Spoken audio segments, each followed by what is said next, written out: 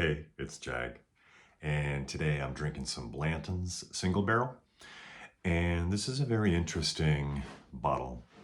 I would call it the original hype bottle. Um, Blanton's is made by the Buffalo Trace Distillery, and it is a highly coveted, scarce, limited release bottle. The MSRP, the manufacturer's suggested retail price, is $75 for this. But if you find this for $75, snatch it up. But you probably won't. First of all, you probably won't even find it because as soon as it's released, it's bought up. And then what happens is the people who bought it resell it, and they resell it at a marked up price. Even the stores, if you go to a liquor store and you find this at a liquor store, I wouldn't be surprised if they charged you $175, $180 for it. I've seen it at $199 in stores. But I've also seen it for $80 in stores, and that's what I paid for this one. So now that I know, I'm a little bit more savvy than I was when I bought my first bottle of Blanton's about 3 years ago, and I paid $180 for it. And so this one I paid $80, and it's a much better value at $80. It's an $80 bourbon, but I'm getting ahead of myself because I haven't even drinking it yet. I have, obviously, but not as far as in the video. I just wanted to talk a little bit about the bottle, too, because it's kind of cool, right? It's kind of like a hand grenade shape, or what would you call it, a pineapple? And then this little topper that you put on the cork is a kind of a collector's item, or there's a series of these. This one, I don't know if you'll be able to see it on the camera, but there's a little A down here, and there's 8 or 7 of them. Blanton's spells Blanton's. So there's 8 of them, and I have one of them, the A. I used to have 2, but I gave away one of them to a friend, so now I'm back to 1. And I'm not like intending to collect them or anything, and I don't care. But another thing that's interesting is the horses are in different positions. So I guess if you get the whole word Blanton's, then the horses kind of animate a full gallop.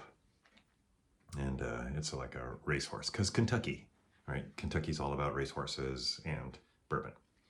And another interesting thing about the bottle is this label here. Blanton's is always a single barrel, and on the label here they disclose what barrel it is. Specifically, when the whiskey was dumped, it was 423.25, and it was dumped from barrel 562, which was stored in Rickhouse H on the Buffalo Trace. In fact, maybe not on the Buffalo Trace property, because I think there is a specific Blanton's Rickhouse for some reason, but don't quote me. I just feel like when I was in Kentucky, there was an opportunity to go visit the Blanton's distillery, and I know that, and I went to the Buffalo Trace distillery, and they didn't talk about Blanton's there, but I know that this is a Buffalo Trace product. On the bottle, it says distilled and bottled by Blanton Distilling Company. So maybe it's some kind of offshoot of the Buffalo Trace line. This is 93 proof, and as I said, it's a single barrel, so you never really know what you're going to get. But the reason that it's so scarce is that you're pretty much guaranteed a good time with this stuff. It's always going to taste pretty good. And in general, the Blanton's is going to be on the sweeter side with less edge to it, very drinkable, and that's why people like it, because it's so mellow and drinkable. So as I smell it, the first thing that happens is I get some dough, kind of like a bread dough, a hint of citrus, some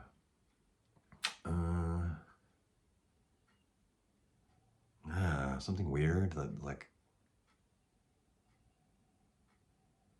I don't know, like a rubber quality, like a bicycle tire. Okay, so it's not the best nose that I've ever had.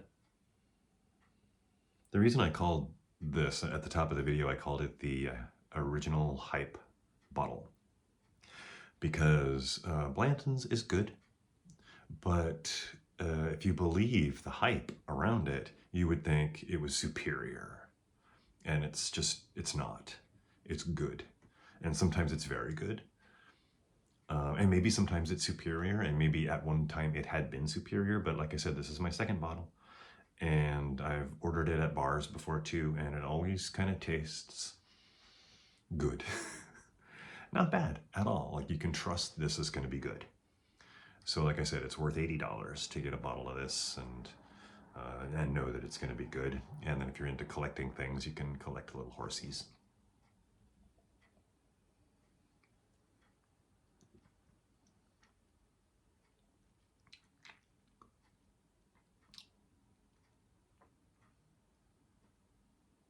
Yeah, it's very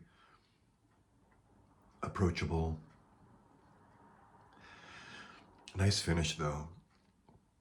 And the finish is really important to me. As I see it, I spend a lot more time with the finish, because I take a sip and then I wait several minutes.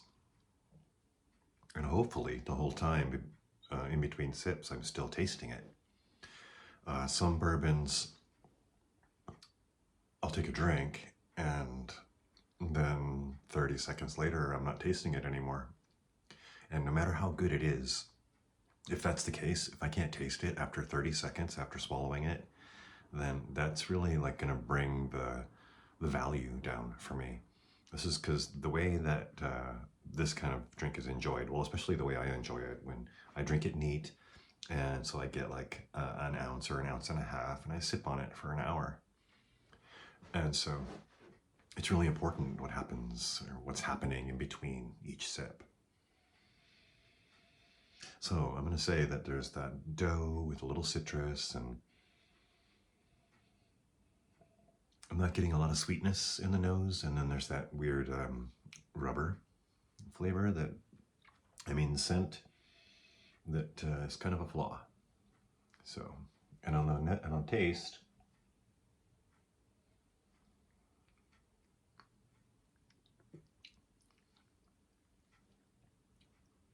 a hint of a kind of a spice mixture with cinnamon and pepper.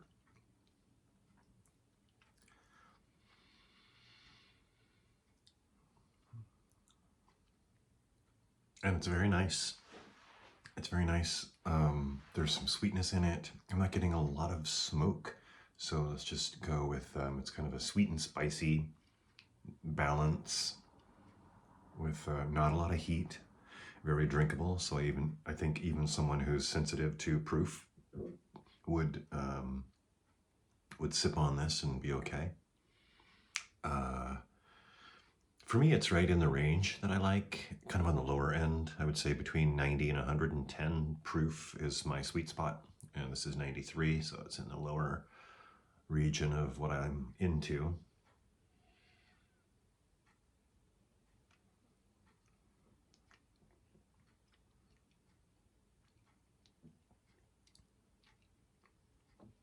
If I'm going to be critical about this, I'll say that I'm not getting a lot of barrel. There's not a lot of smoke or wood or char in it. And I know that the spice that I'm getting is coming from the barrel, but I'm not getting any barrel flavor, which I like. So it's kind of lacking for me. And again, not bad, it's good. And I would get another one. If I can find another one of these and it's $80 or less, then I'm definitely going to grab it. And hopefully it won't be an A. Get another letter next time.